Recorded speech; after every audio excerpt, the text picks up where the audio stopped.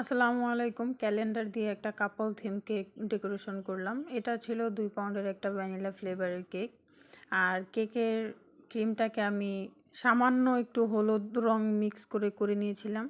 তারপর হচ্ছে এখানে আমি যে এডিবল ফটোটা আছে ওইটাকে বসিয়ে দিলাম। আর তারপর হচ্ছে আমি একটা রোজ নজল নিয়েছি। রোজ নজলের চিকন যে সাইডটা এটা আমি নিচে দিয়েছিলাম, মানে নিচের দিকে। তো তারপর হচ্ছে আমি দাগ কেটে নিয়েছিলাম, ওই দাগের বরাবর করে আমি পুতুলের ড্রেসটা করে নিয়েছি।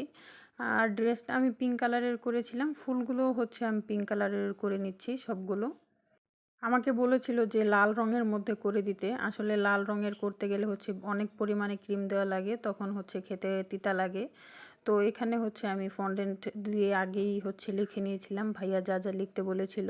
আসলে এমনি কেকের উপর লিখতে গেলে অনেক জায়গা লাগে, ফন্ডেন্টের উপর লিখলে জায়গা তেমন একটা লাগে না।